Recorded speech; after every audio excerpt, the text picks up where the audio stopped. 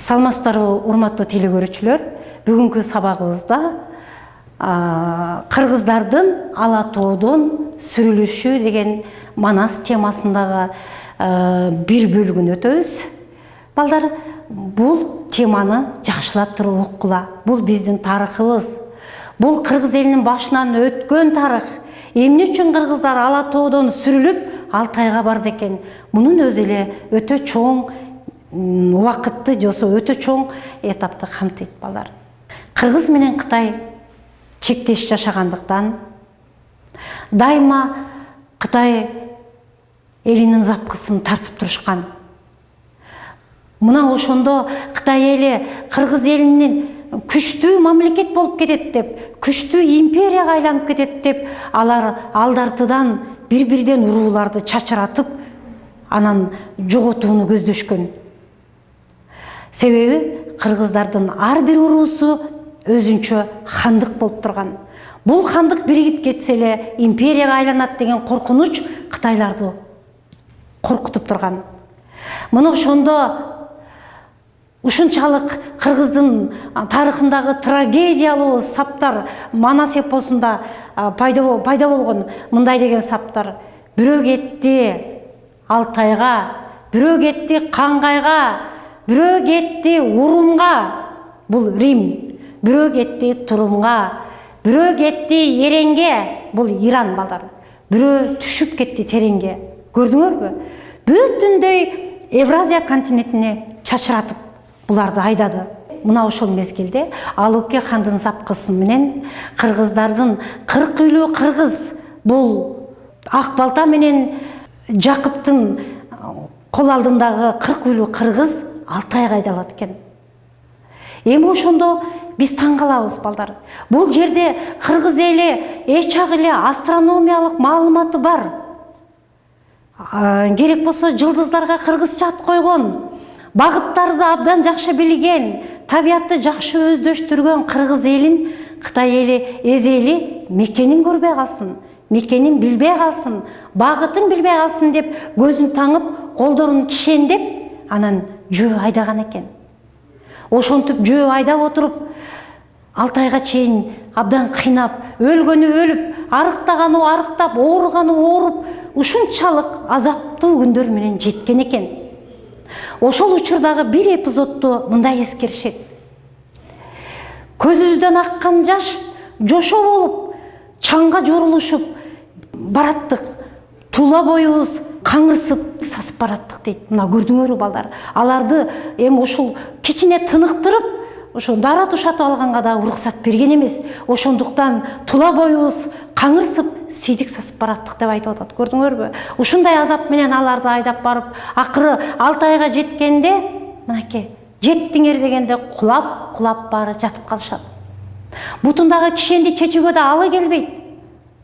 Ошо жерден ушунчалык арып чарчаган эл жеткен жерге кулап жыгылып, эрте менен туруп анан караса, жанында Ак Балта жок. Ак Балта кайда кетти деп таң калышат. Ак Балтанын акылдуулугу кандай болот, кандай жок деп алтындан 5-6 муштай алтынды белине түйүп жүрчү экен, жаныма кубат болот деп. Баягы алтындарды алып барып жергиликтүү элдерди байкаштырса, жергиликтүү элдерден аз эле калмак элдер жашайт экен. Ал калмак элдер темир эритип, монда зергердик менен иштеп калган өнөрчүлүгү бар экен. Аларга алтындарын тартуу кылып, ал алтындардын ордуна минерге ат, саап ичерге уй, союп жээрге койду алмаштырып, күтүрөтүп айдап келсе, баягы азып тозуп келген азганакай кыргыз эптеп ордунан туруп, кишендерин чечип, баштыгында калган азыктарды күйүп, чоң казанга тамак асып отурушкан экен. Бул кандай жер болду экен? Кантип жашайбыз? Ала тообуздан айрылдык деп баардыгы муңайып отурган экен. Баягы күтүрөгөн малды көргөндө таң калышат. Ошондуктан Ак Балтаны үзүлгөндө улап кеткен, жоголгондо кайрадан бутуна тургузуп кеткен акылман катары образын берген, балдар. Ак Балтанын ушунчалык жан дүйнөсүнүн байлыгы, мекенчилдиги жана көрөгөчтүгү, анан абдан турмушка бүйрөлүгү ушинтип эпосто дагы абдан сонун берилген балдар. Муну ошентип кыргыз жоголоорду, үзүлөөрдү кайрадан ошол жандык малдар менен ирденип кетишкен экен. Жергиликтүү элдерге намыс кылбай эле малай болуп иштесе дагы күн көрүп, андан ары бутунан турмак турсун 6 айдагы биздин биринчи мамлекетибизди, каганатыбызды курган экен балдар. Көрдүңөрбү? Аларды Ала Тоодон айдаса дагы өз немесин жоготкон жок. Ушул жерде элдин баары чогулуп тилек кылат. Азыр биз ушундай касиеттерден бир аз алыстап баратабыз балдар. Эл мүңкүрөгөндө, эл абдан азап тартканда чогулуп Теңирден тилек кылган. Жараткан Теңирим ушул элди астырбай, тоздурбай баккан бир баатыр бала келсин депчи. Мына ошондой тилек менен Манас баатыр төрөлөт экен. Манас баатырдын төрөлүшүн Эсенкандын көз ачыктары жанында отурган айтат, Кыргызда бир Манас деген бала төрөлөт.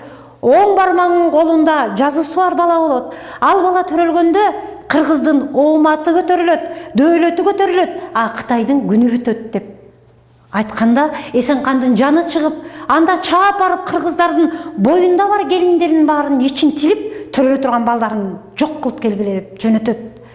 200 кол келип, элдин баарын чогултуп, арасынан айтпай дебей боюнда барларды ичин жарып, балдарын алганда эл таң калат. Бул эмне болуп кетти? Ала Тоодон сүрүп, тукум курут кылды эле, эми дагы эмне кылып тукум курут кылган атат булар деп анан токтот десе эч ким токтотпойт. Арага түшкөн күйөөлөрүнүн башы кетет. Акыры анан ушул жерде дагы ак балта 90 төөгө зер буюмдарын, жакшы аң буюмдарын жүктөп алып, кайрадан Эсенканга барат экен. Эсенкан, токтот бул жоругуңду, кыргыз эмне курут болуп кетеби? Бул эмне кылганың? Бул эмне деген жоругуң? Элдин үрөйүн учуруп, биздин тукумубузду курут кылган атасыңбы деп айтканда, Эсенкан эмне сыр бар экенин айтпай туруп айтат. Бир гана шарт менен токтотомун дейт. Мейли, эмне шарт коесуң дейт. Мына ошондо айтат. Кыргыздар боз үйүңөрдү чогуу бир жерге тикпестен 5-5тен алыс-алыстан жайгашып тиккиле. Ар бир 5 үйгө бирден кароол коем, ошондо гана токтотом дейт. Ошол элеби койгон шартың? Аны биз аткарабыз, токтоткунуң деп баягы жасаган жоругун токтотот Эсенкандын. Баргандан кийин элге түшүндүрүп, алыс-алыс жайгаштырып, 5тен үй бүлөгө бирден кароолчу коюлат. Ошол мезгилде чыйырдынын боюна бүтүп, бала 4 айга карап калган экен. Ичи билинер билмексен болуп калган экен. Кеңешип отурушуп, чыйырдыны бир чоң үңкүр бар экен, жашыруун. Ошол үңкүргө бир нече байбичелер менен жашырышат. Сыртын абдан бекемдеп тосушат. Анан аябай чыйраак Меңдибайды сыртынан кайтартып коет. 12 жаштагы Меңдибай бир дагы адамды ошол чыйырдыны бекиткен үңкүргө жакындатпай, сыртынан кайтарып, күндүзү түнкүсүн башка бирөө алмашып кайтарып, ошентип чыйырдыны ай күнүнө жеткирет дагы, төрөтүп аман эсен анан үйүнө алып келет. Ага чейин кароолчулар чоң хатун кайда кетти деп сурай баштайт. Дегенде Жакып, чоң хатун төркүнгө кетти, бизде төркүлөп бир жылдап жүрөт деп коет. Дегенде деп ишенип калат. Себеби андан кийинки бак дөөлөтү алаксытып, аларды анча билгизген эмес. Андан кийин бала төрөлүп келгенде негедир Манасты чоң төрөлдү деп берип атпайбызбы? Баланы көрүп, баягы кароолчусу дагы айтат, жентек берип атканда, мынча чоң бала төрөлгөн деп. Дегенде чоң төөлөрдү кайтарууга чоң бала төрөлдү деп коет. Мына ошентип Манастын атын айтпайт. Манастын атын жашырышат. Ошондуктан Кытайга билинбесин деп Манастын атын Чоң Жинди деп атап турушат. Чоң Жинди деп ат койгондун себеби ошондон балдар. Эми Манас чоңойду, жетти, тегерегине өзүнүн досторун, чоролорун топтой баштады. Канча малга зыян кылып, Жакыптын байлыгын чача баштады. Мына ушул мезгилде эми балабыз байлыктын баркын билбеди, малдын кайдан чыгарын билбеди. Кичине болсо дагы тарбиялансын деп койчусу Ошпурга алып барып берди. Ошпурда жүрүп алдагы деле тынган жок. Ошпурдагы малын чачып, ушунча малдын эмне кереги бар деп көрсө, Манаста байлык эмес, элдин камын ойлогон, же болбосо мекенди ойлогон башкача касиеттер өсүп жаткан болчу. Мына ошентип ал дагы деле тентегин койбойт, бирок ошондон кийин Манас тез эле жетилип, өзүнүн тегерегине өзү тандап, чоролорун бекитип топтой баштайт балдар. Мына ошо чоролорун топтоп, чоролорун жетилтип, машыктырып, анан караса эле элдерден негедир муң кайгыны байкайт. Ала тообуздан айрылдык, ала тоодой жерибиз барбы? Биз экинчи ала тообузду көрөбүзбү деп аябай зарлаганын угуп, бул ала тоо кандай жер болду экен? Мен бир барып көрүп келейинчи деп, жанына чоролорун алып, ала тоого келет. Ала тоого келгенде ал бардык жерин кыдырат. Кыдырып отуруп, дегенде Ысык көлдү көргөндө, атаң көрү, кандай көрүктүү жер. Бул жаратылыштын өзүбү, же жараткандын көзүбү деп таң калат экен. Ошондуктан көлгө назары түшкөн үчүн манасчылар азыр көп чыгат деп айтышат. Бул эми бир чети андай дейин десең чындык, бүгүнкү күнгө чейин манасчылардын чордону ордосу болуп Ысык көл болуп келатат. Дагы деле биз залкар манасчылардын баарын Ысык көлдөн ушул күнгө чейин жаралып келгенин билебиз. Мына ошентип отуруп, ал Таласка барат. Таласты байкайт, Кыргызстандын түштүк бөлүгүн баарын кыдырат дагы, акырында Кошой ата жалгыз калган экен. Кошой атабыз өзүнүн чебин куруп, бундан бул жагы Кыргызстандын жери деп жалгыз өзү кайтарып калган экен. Мына ошол Баатыр бабабызга барып, жолугайын деп Кошой атага келет. Кошой ата Манасты көргөндө абдан сүйүнүп, айланайын кулунум, Баатыр сыныңа толгон экенсиң, баатыр болуп күчкө толгон экенсиң деп туруп, атайын Зулпукор кылычын берет балдар. Зулпукор кылычы мындай түзүлүштө болгон. Жакындатылган түрдө. Бул Зулпукор кылычы деп айтылат, экинчи аталышы Жойкума кылыч деп. Бирок негизинен Зулпукор кылычы берилет. Салт боюнча Зулпукор кылычты бергенде баатыр кылычың дайыма душмандарды кырып турсун, жаның бек болсун деп туруп кылычын берет.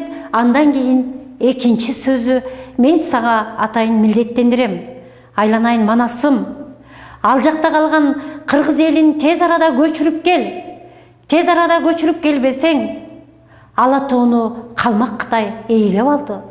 Кийин биз аларды чыгара албай калабыз, ала тообуздан айрылып калабыз. Ошондуктан батыраак элди көчүрүп кел, көптөп ала тоону Кытай менен калмактан тазалайлы дейт.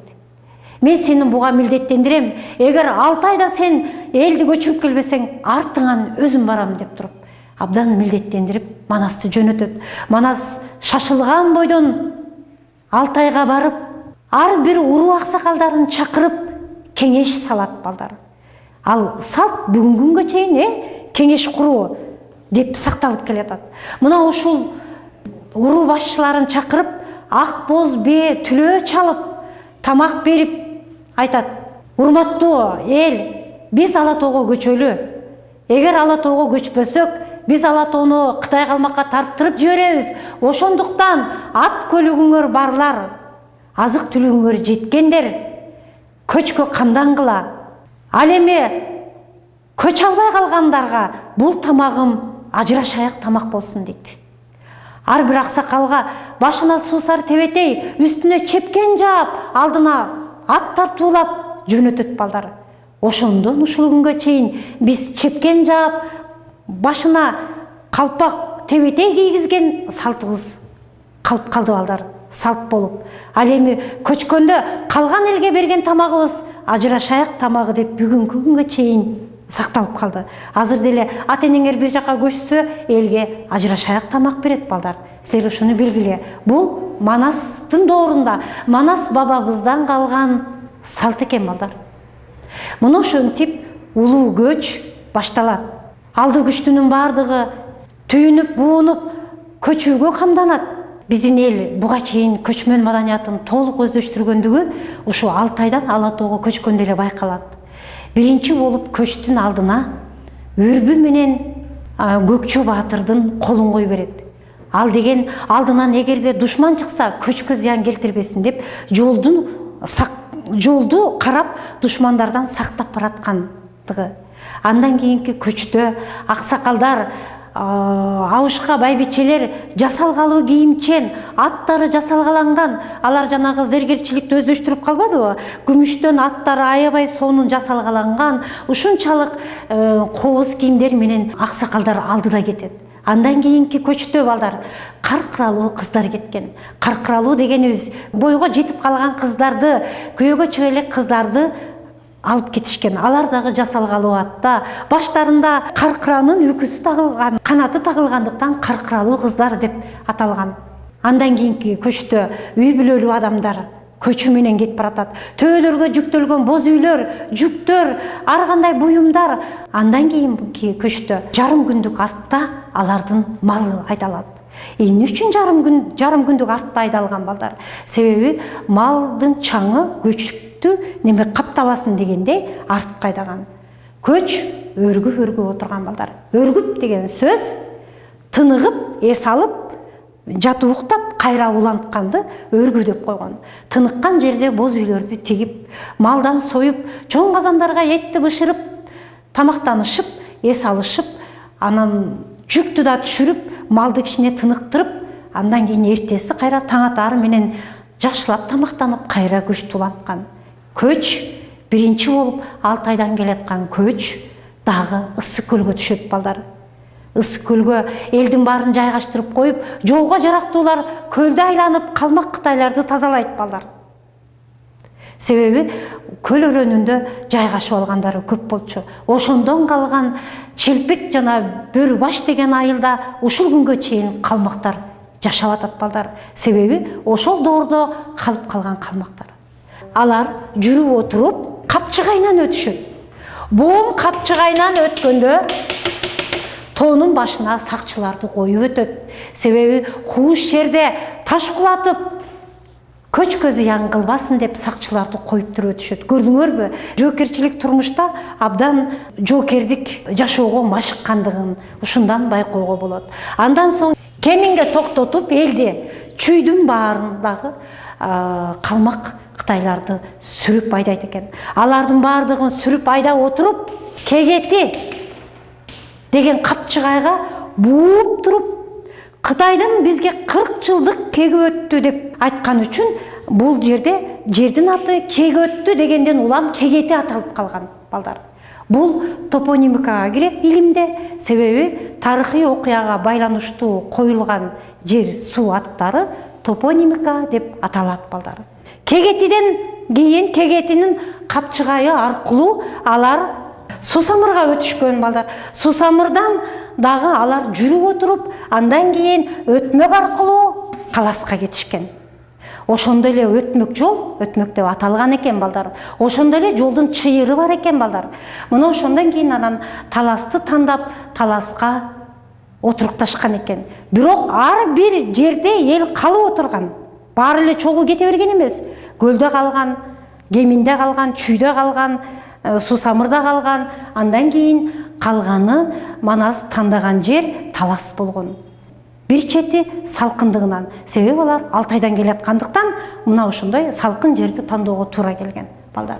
Мына ошентип азыр таласта бир далай Манастын баскан турган жерлери ушунгө чейин аталып келет.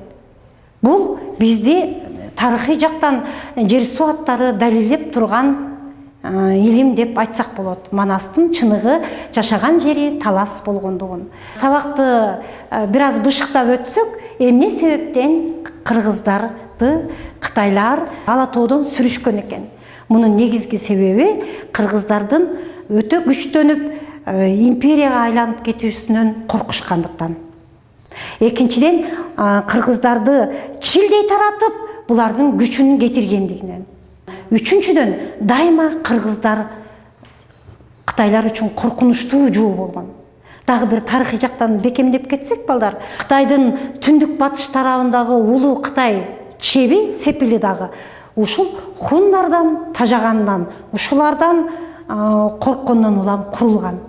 Себеби дайыма биздикилер өтө жоокер болгондуктан, алардын ортосунда, эки элдин ортосунда кагылышуу тез болуп тургандыктан чеп курулган балдар. Чептин курулган сыры дагы мына ошондон. Балдар, бүгүнкү тема силерге кызыктуу болдубу? Түшүндүңүздөрбү? Анда эмесе, урматтуу телекөрүүчүлөр, кийинки сабактан жолугушканга чейин саламатта болуңуздар.